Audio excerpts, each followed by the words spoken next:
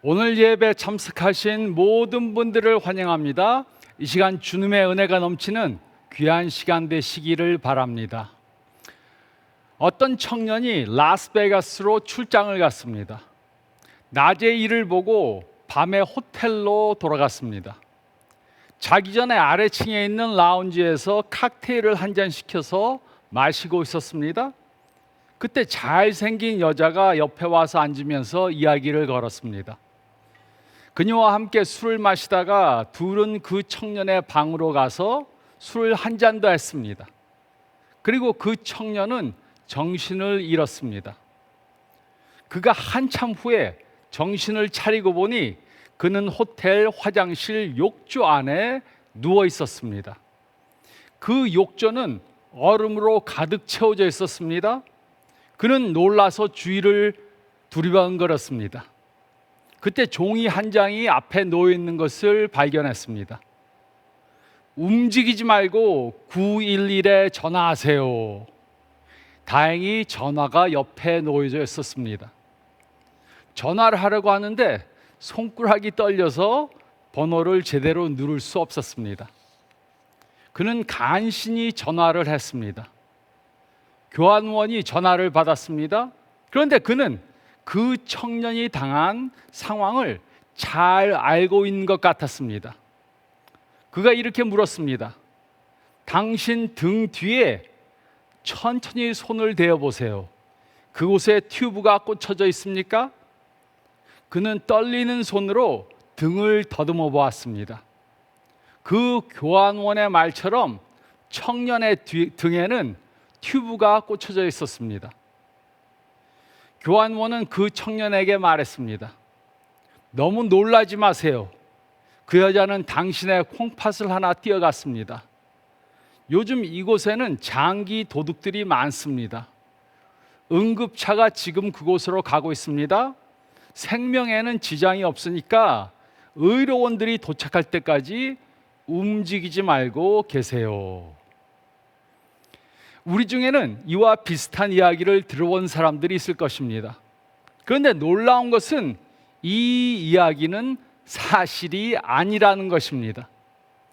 이와 비슷한 이야기들이 요즘 많이 떠돌아다니지만 이 이야기는 실제로 일어난 것이 아니고 누가 꾸며낸 이야기에 불과합니다. 이처럼 요즘 사회에는 많은 신화들이 떠돌아다닙니다.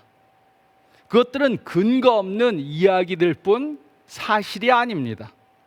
그런데 많은 사람들은 그것이 사실이라고 믿습니다. 신화란 널리 알려져 있지만 사실이 아닌 이야기를 말합니다. 우리는 이번 시리즈 동안 요즘 사람들이 믿고 있는 신화들에 대해 생각해 보겠습니다. 그리고 이 신화들을 성경의 진리에 비추어서 생각해 보겠습니다. 그 이유는 요즘 사람들이 믿는 신화들 중에는 우리들의 행복을 빼앗아가는 것들이 많이 있기 때문입니다. 그리고 오늘은 요즘 사람들이 믿고 있는 신화 가운데 하나를 생각해 보겠습니다. 요즘 많은 사람들은 모든 것을 내가 해야 한다 이렇게 생각합니다. 우리는 다른 사람들을 믿어서는 안 되고 다른 사람을 의지해서도 안 되고 행복한 삶을 살기 원한다면 내가 모든 것들을 다 해야 한다 이렇게 생각합니다. 그런데 성경은 이런 생각에 대해 무엇이라고 말하고 있습니까? 야고보서 4장 말씀을 보면 진정으로 행복한 삶을 살기 위해 우리는 다음에 3가지 것들을 해야 한다고 말하고 있습니다. 첫째로 1절로 6절 말씀을 보면 우리는 하나님 앞에서 우리 자신을 낮춰야 합니다. 우리는 하나님 앞에서 우리 자신을 낮춰야 합니다.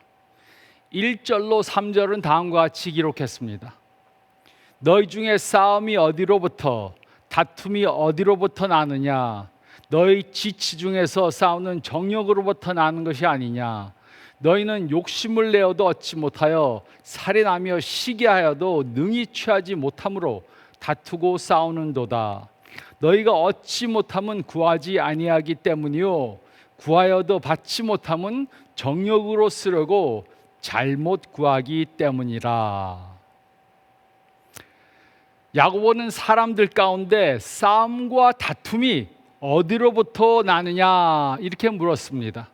그리고 그는 너희 지체 중에서 싸우는 정욕으로부터 나는 것이 아니냐 이렇게 다시 물었습니다. 이곳에 정욕이라는 단어는 세상적 쾌락을 추구하는 마음을 의미합니다. 즉 그들은 쾌락을 추구하는 삶을 살았기 때문에 서로 싸우고 다툰 것입니다. 하지만 그들이 아무리 욕심을 내도 얻지 못했습니다. 이곳에 욕심을 낸다는 것은 10계명 중 10번째 계명인 탐내지 말라는 계명을 어기는 것이었습니다. 그들은 정욕이 요구하는 것을 얻기 위해 욕심을 부리고 죽이고 시기했습니다. 그래도 취하지 못하니까 계속해서 다투고 싸웠습니다. 이것이 정욕을 추구하는 삶을 살 때 일어나는 일입니다. 그들이 아무리 추구해도 자신들이 원하는 것을 얻을 수 없었습니다. 그 이유는 그들은 잘못된 방법으로 행복을 추구했기 때문입니다. 그들은 하나님께 구하지 않고 자신의 힘으로 원하는 것을 이루려고 했습니다. 그뿐만 아니라 그들은 하나님께 구하였는데도 받지 못했습니다. 그 이유는 잘못된 동기로 구했기 때문입니다. 그들의 목적은 자신들이 원하는 것을 하나님께 받아서 그것을 자신들의 쾌락만을 위해 사용하는 것이었습니다. 그들은 심지어 하나님께 기도하는 것까지도 자신을 만족시키는 수단으로 사용했습니다. 그들은 다른 사람들을 돕고 하나님을 기쁘게 하는 것보다 자신들의 만족을 추구했습니다. 이렇게 그들은 다른 사람들과 경쟁하면서 자신의 힘으로 행복해지고자 했습니다. 이런 삶을 사는 것에 대해 야고보는 무엇이라고 말했습니까? 4절로 5절은 다음과 같이 기록했습니다. 가늠한 여인들아, 세상과 벗된 것이 하나님과 원수됨을 알지 못하느냐? 그런즉 누구든지 세상과 벗이 되고자 하는 자는 스스로 하나님과 원수되는 것이니라. 너희는 하나님이 우리 속에 거하게 하신 성령이 시기하기까지 사모한다 하신 말씀을 헛된 줄로 생각하느냐? 야고보는 정욕을 추구하며 사는 사람들을 간음하는 여인들로 비교했습니다. 그리스도인들은 두 개의 정반대가 되는 사랑의 대상을 가질 수 있습니다. 그 하나는 세상이고 다른 하나는 하나님입니다. 야고보는 이 세상에 이곳에 세상이라는 단어를 사탄이 통치하는 악의 제도를 뜻하는 것으로 사용했습니다. 이 세상에는 하나님께 대적하는 것들이 있습니다. 야고보는 특히 하나님으로부터 멀리 떨어지게 하는 쾌락을 지적했습니다. 그러므로 세상과 벗되는 것은 본질적으로 하나님과 적이 되는 것입니다. 악한 세상에 대해 당연하고 익숙한 태도를 갖는 것은 하나님과 원수가 되는 것입니다. 그러므로 의도적으로 세상과 친구가 되기로 선택한다면, 세상과 친구가 되기를 원한다면 그 사람은 하나님의 적이 되는 것입니다. 그런데 이렇게 영적 간음을 범하면 어떻게 됩니까? 야고보는 하나님이 우리 속에 거하게 하신 성령이 시기하기까지 사모한다고 했습니다. 이것이 무슨 뜻입니까? 하나님은 그의 신부된 우리가 신랑 되신 하나님만 오로지 일편단심으로 사랑하기 원합니다. 그러므로 우리의 마음이 하나님이 아닌 세상을 향해 간다면 하나님은 질투하십니다. 그 이유는 우리가 이 세상을 사랑하면 우리 자신을 다치게 만들기 때문입니다. 그래서 하나님은 우리가 그에게 돌아오기를 원하십니다. 그러므로 세상과 벗되는 것은 하나님을 대적하는 것이며 영적 간음을 범하는 것입니다. 이런 마음은 내가 할 수 있다, 내 힘으로 내가 할 수 있다는 교만함에서 나옵니다. 6절은 다음과 같이 기록했습니다. 그러나 더욱 큰 은혜를 주시나니 그러므로 일렀으되 하나님이 교만한 자를 물리치시고 겸손한 자에게 은혜를 주신다 하였느니라. 하나님은 우리들에게 더 큰 은혜를 주시기 원하십니다. 은혜의 하나님께서는 우리가 세상의 유혹에 저항하고 하나님께 충성하도록 인도하십니다. 그러므로 겸손한 자는 하나님의 뜻에 기꺼이 복종합니다. 그러므로 내가 나의 힘으로 무엇인가를 주관하려고 하는 것은 교만한 것이고 겸손한 것이 아닙니다. 우리가 이런 교만한 마음으로 내가 원하는 것을 내가 이루려고 하는 삶을 사는 것은 하나님의 축복을 받지 못하게 되는 길입니다. 우리는 하나님이 주시는 축복을 경험하지 못하게 됩니다. 그러므로 우리는 내가 해야 한다는 그런 교만한 마음을 버리고 하나님 앞에서 우리 자신을 낮춰야 합니다. 그래야만 참으로 행복한 삶을 살 수 있습니다. 하지만 이 세상은 행복한 삶을 살려면 내가 해야 한다고 말합니다. 이 세상은 우리가 자급자족해야 하고 자립해야 하고 자기 중심으로 살아야 한다고 말합니다. 그러나 성경은 우리는 그렇게 살도록 창조되지 않았다고 말합니다.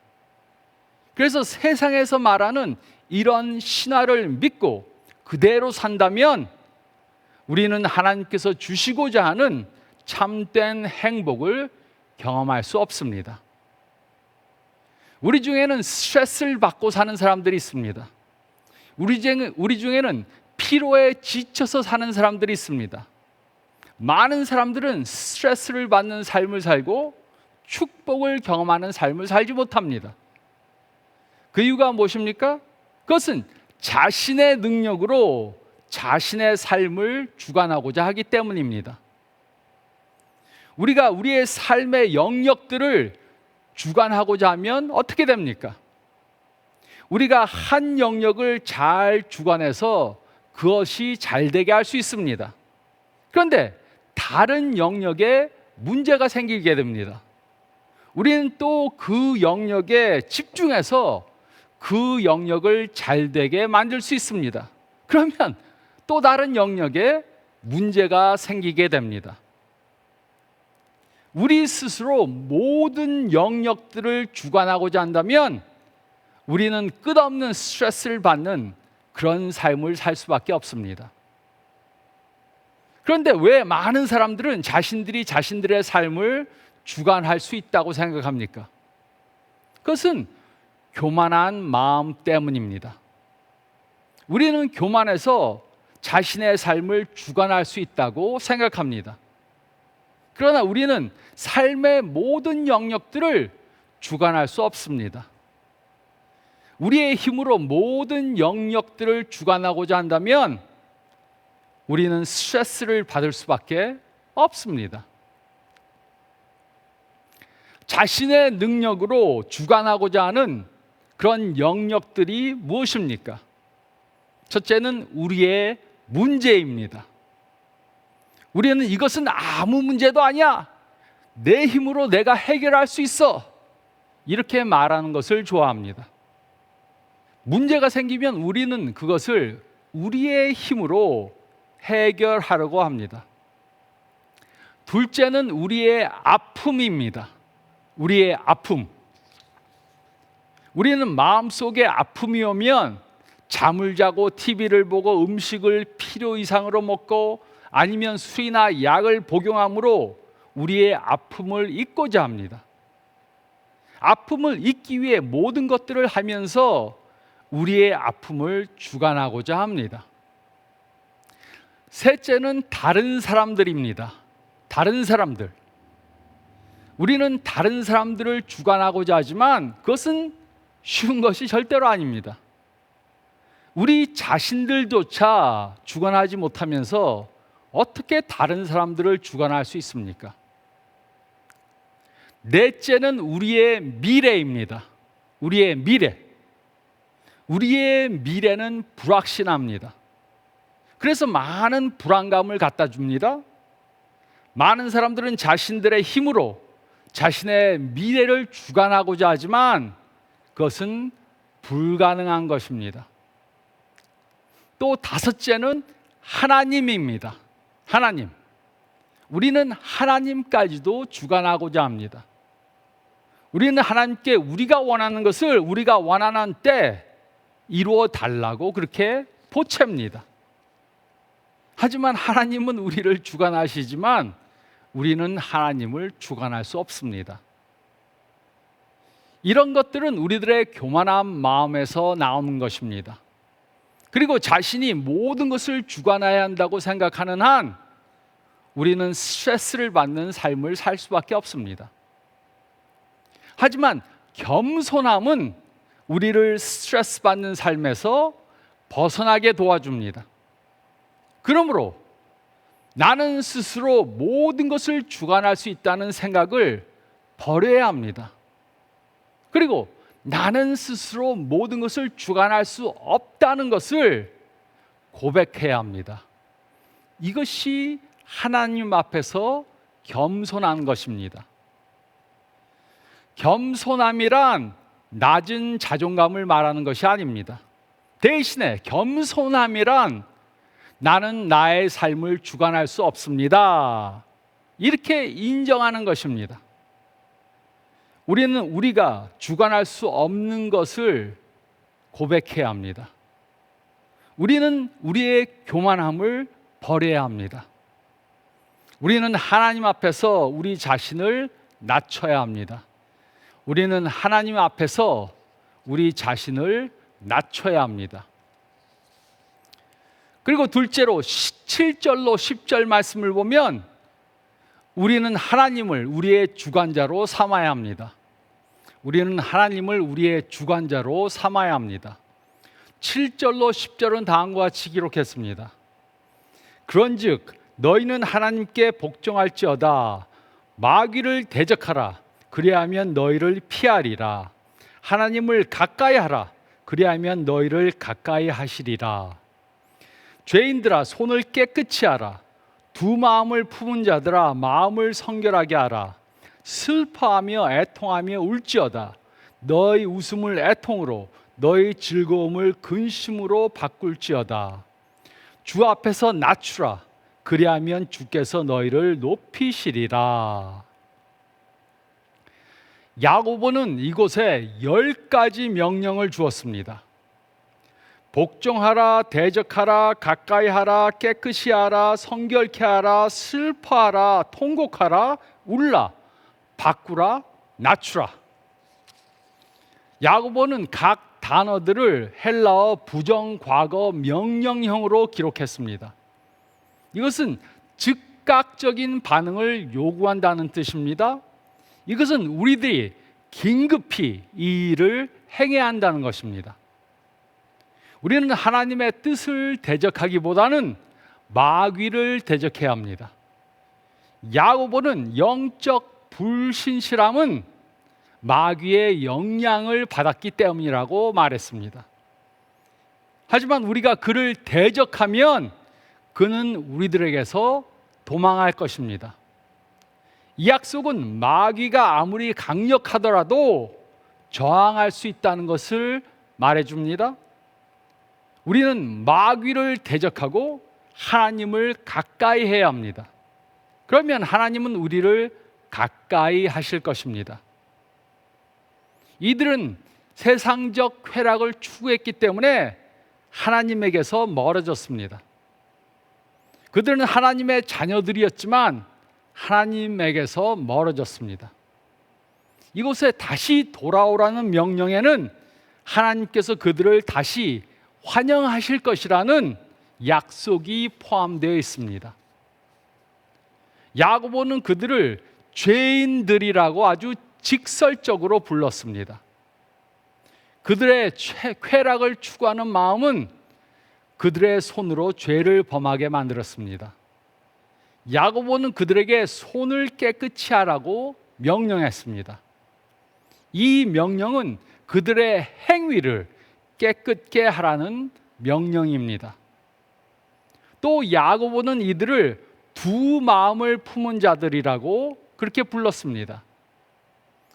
두 마음을 품었다는 이 표현은 이들이 하나님을 사랑함과 동시에 또 세상의 쾌락을 사랑했다는 뜻입니다.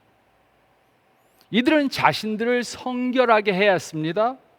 이들은 슬퍼하며 애통하며 울어야 했습니다. 이들은 웃음을 애통으로, 즐거움을 근심으로 바꿔야 했습니다. 이들은 세상을 추구하던 마음을 회개해야 했습니다. 궁극적으로 이들은 하나님 앞에서 자신들을 낮춰야 했습니다. 그러면 하나님께서 이들을 높이실 것이었습니다. 우리가 살다가 지치고 힘이 빠지는 것은 우리가 원하는 것을 우리의 능력으로 이루고자 하기 때문입니다. 학교에서 공부하는 것을 우리들의 힘으로 하려고 합니다. 직장에서 일하는 것을 우리들의 힘으로 하려고 합니다. 좋은 배우자를 만나고 결혼하고 행복한 가정을 이루는 것을 우리들의 힘으로 하고자 합니다. 물론 이런 것들은 전부 다 좋은 것입니다. 그러나 이런 모든 것들을 우리의 힘으로 하려고 한다면 우리는 스트레스를 받고 지칠 수밖에 없습니다. 하나님께서는 우리로 학교에서, 가정에서, 직장에서, 사회에서 성공하기 원하십니다. 그리고 하나님은 우리가 이런 영역에서 성공하도록 우리들에게 능력을 주시기 원하십니다. 그러므로 우리는 하나님이 우리들의 주권자이심을 인정하고 그의 주권 아래 살면서 그가 주시는 능력을 받아야 합니다. 그러므로 스트레스 받는 삶에서 축복을 경험하는 삶을 살기 위해서 우리는 하나님 앞에서 겸손해야 합니다. 힘이 없는 삶에서 능력 있는 삶을 살기 위해 우리는 하나님을 우리들의 주권자로 삼아야 합니다. 이것은 내가 해야 한다, 그런 생각과 정반대가 되는 것입니다. 그러나 이것이 참다운 행복한 삶의 열쇠가 됩니다. 이것이 하나님의 축복을 경험하는 길입니다. 우리 마음 안에 이런 교만함이 가득 차 있다면 우리는 그 교만함을 비워야 합니다. 그렇지 않으면 하나님의 능력을 넣을 수 없습니다. 우리는 하나님의 마음을 교만함으로, 우리는 우리들의 마음을 교만함으로 가득 채우던가 아니면 하나님의 능력으로 가득 채우든가 둘 중에 하나를 선택해야 합니다. 우리의 마음이 있는데 이곳에 교만함을 충만하게 하든가 아니면 하나님을 충만하게 하든가 둘 중 하나를 선택해야 합니다. 그러므로 하나님의 능력으로 채워지기 위해 내가 해야 한다는 교만함을 버려야 합니다. 이것이 제가 배운 중요한 원리 중에 하나입니다. 내가 해야 한다는 생각으로 나의 문제들, 나의 주위의 사람들을 조종하려고 하면 스트레스를 받게 됩니다. 이런 것들을 경험하는 것은 내가 나의 삶을 주관하고자 한다는 증거입니다. 이럴 때 우리는 하나님, 저를 용서해 주세요. 저의 삶을 하나님께 맡깁니다. 저의 문제를 하나님께 맡깁니다.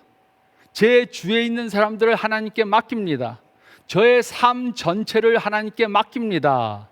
이렇게 기도해야 합니다. 이럴 때만 하나님은 우리들에게 그의 능력을 주십니다. 그래서 남편으로, 아내로, 아버지로, 어머니로, 자녀로, 직장의 동료로, 또 교회의 교인으로 하나님께서 우리들에게 주신 직분을 잘 감당할 수 있게 됩니다. 우리는 하나님을 우리의 주권자로 삼아야 합니다. 우리는 하나님을 우리의 주권자로 삼아야 합니다. 그리고 셋째로 11절, 12절 말씀을 보면 우리는 하나님의 축복을 다른 사람들과 나눠야 합니다. 우리는 하나님의 축복을 다른 사람들과 나눠야 합니다. 11절, 12절은 다음과 같이 기록했습니다. 형제들아, 서로 비방하지 말라. 형제를 비방하는 자나 형제를 판단하는 자는 곧 율법을 비방하고 율법을 판단하는 것이라. 내가 만일 율법을 판단하면 율법의 준행자가 아니요 재판관이로다. 입법자와 재판관은 오직 한 분이시니 능히 구원하시기도 하시며 멸하기도 하시느니라. 너는 누구에게 이웃을 판단하느냐? 야고보는 이들에게 서로 비방하지 말라고 명령했습니다. 이곳에 비방이라는 단어는 다른 사람의 평판을 손상시키는 허위 비난이나 허위 진술을 말합니다. 이들은 서로 비방하는 습관에 빠져 있었기 때문에 야고보는 더 이상 서로 비방하지 말라고 말했습니다. 형제를 비방하거나 판단하는 사람은 율법을 어기고 판단하는 것입니다. 이곳에 언급된 법은 아마도 레위기 19장 18절에 내 이웃을 내 몸과 같이 사랑하라는 명령일 것입니다. 이웃을 비방하는 것은 이 명령을 어기는 것입니다.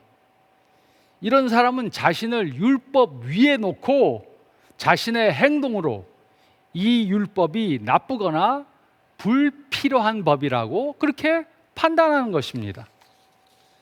그는 하나님의 법에 복종하는 것이 아니라 그 타당성을 판단하는 것입니다. 이런 사람들은 오직 하나님께만 예비된 권위를 자신이 차지하려고 하는 것입니다. 하지만 하나님만이 유일한 입법자이시며 재판관이십니다. 그가 율법을 주셨으며 그 율법을 지킬 책임이 있는 사람들을 심판할 자격 또한 갖고 계십니다. 하지만 인간들은 누구입니까?